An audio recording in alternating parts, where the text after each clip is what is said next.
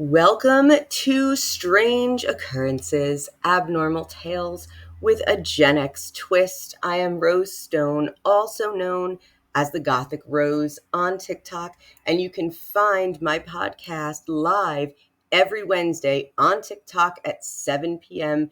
Eastern Standard Time, where I either choose a story or you choose for me what I will tell. And if you would like to be part of the podcast, either as a guest, you have to be 21 and over, or just simply share a story with me that's happened in your town, in your state, to you personally, or something great you found on Reddit, send it over to Strange Occurrences, the podcast at gmail.com. So I am here today to take my fictional AI created story about Benjamin Franklin being a serial unaliver just a bit further.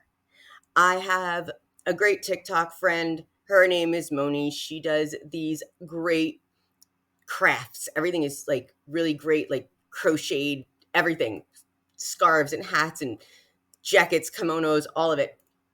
Cool stuff. She's on TikTok as Just Moni. You have to check her out. And as she listened to my last podcast, she brought up two things.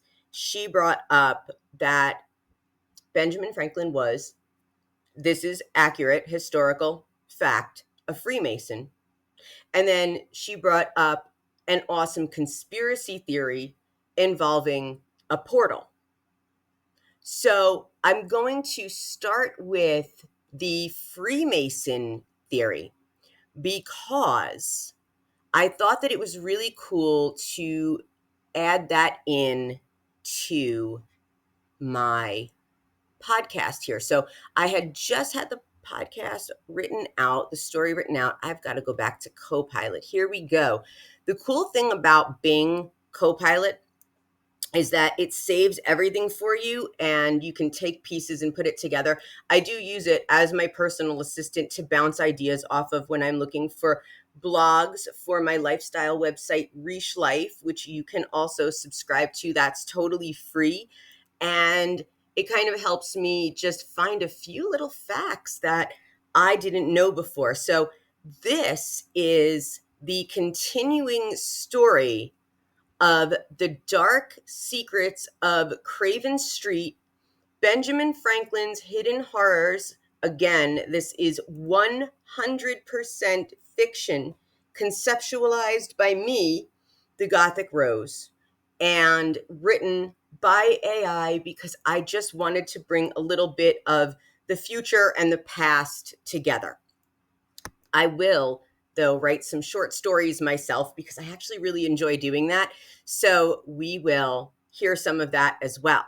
But let's get to more of the dark. I actually really enjoy doing that. So we will hear some of that as well. But let's get to more of the dark secrets of Craven Street, Benjamin Franklin's hidden horrors. In this chilling episode, we unravel the sinister secrets buried beneath Benjamin Franklin's London home. Join us as we delve into the macabre discovery of human bones found at 36 Craven Street and explore the horrifying possibility that one of America's founding fathers was hiding a dark, unaliving side. Was Franklin a revered statesman by day and a cold-blooded unaliver by night? This fictional story, conceptualized by the Gothic Rose and written by AI, will leave you questioning the true nature of history's heroes. Tune in to uncover the gruesome truth behind the bones and the man who left them. The year was 1771, and London was a city of shadows and secrets. Among its bustling streets and dimly lit alleys stood the unassuming house at 36 Craven Street, home to one of the most respected men of the age, Benjamin Franklin. Known for his wit, wisdom, and scientific curiosity, Franklin was a man of many talents, but behind his genial smile and scholarly pursuits lay a mind consumed by darker desires. Franklin's fascination with the human body went beyond mere scientific inquiry. His basement, a windowless room beneath the garden, became a chamber of horrors where he conducted macabre experiments. The bones of the unalived, unearthed centuries later, would tell a tale of unimaginable cruelty. It began with the disappearance of London's poor and destitute souls who would not be missed. Franklin, under the guise of medical research, lured them into his home with the promise of food and shelter. Once inside, they were never seen again. The basement became their final resting place, a pit of despair where Franklin's twisted curiosities knew no bounds.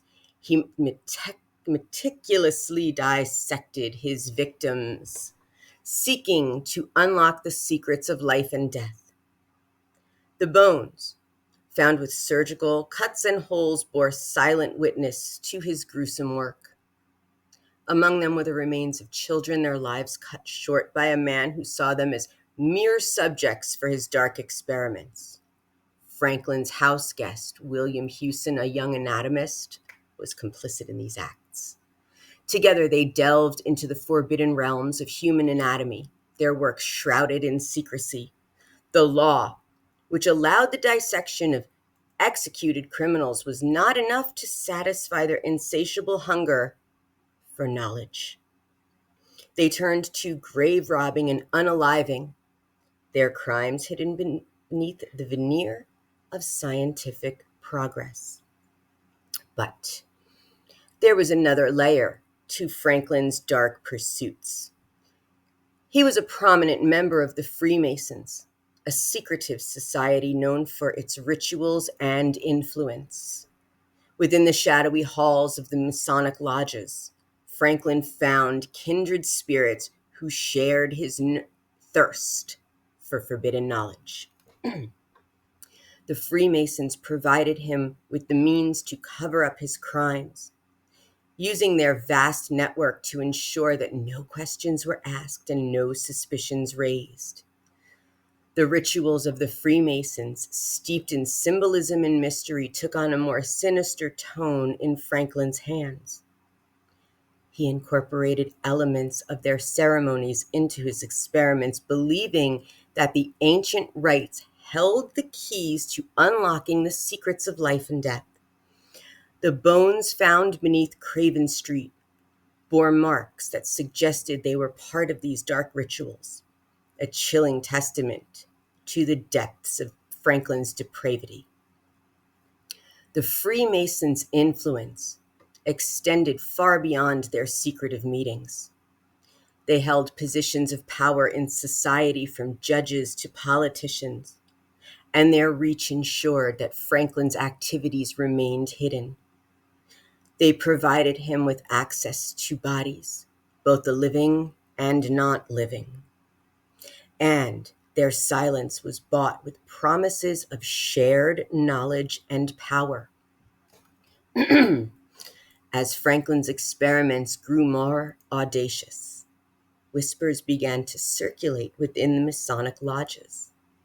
Some members, horrified by his actions, sought to distance themselves, while others were drawn deeper into his web of darkness.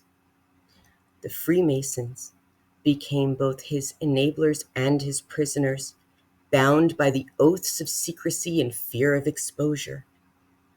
As the years passed, Franklin's reputation grew and he returned to America, leaving behind the horrors of Craven Street. The bones lay undisturbed until the late 20th century, when renovations revealed the chilling truth. The discovery of over 1,200 bone fragments from 28 bodies, including 6 children, shocked the world. The legend of Benjamin Franklin, the revered statesman, was forever tainted by the revelation of his dark past.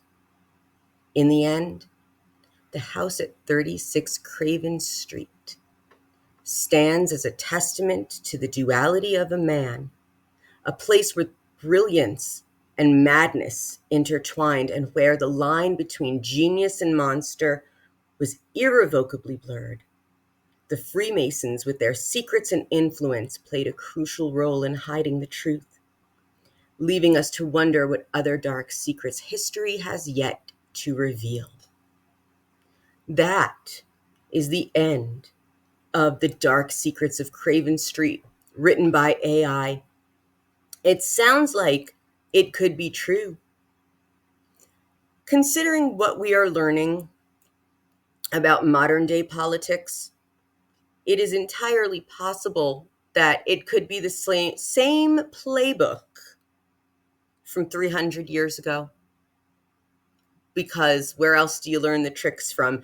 Again, this is all speculation. None of this is true, but we are finding out through admissions of some of their own now that some things are not always the truth. And that, yes, is on both sides. So to be fair, all politicians obviously do things and say things to elevate themselves. And you don't know if they're telling the truth until they act on it. So we do have to wait and see. But when people show you who they really are, believe them. What does this have to do with Benjamin Franklin? It doesn't. It's just a tangent that I'm going off on. But again, it just seems to me that, obviously there's no truth to this, but if there was, right? It seems to me that it's just an entire web of politics that leads up to what we see and experience in today's world. So that's the point that I am trying to make. So if you guys enjoyed this, let me know. Give a like, subscribe, follow along. I appreciate all of it, you guys. I will see you on the next episode. Thank you for tuning in to this Strange Occurrences.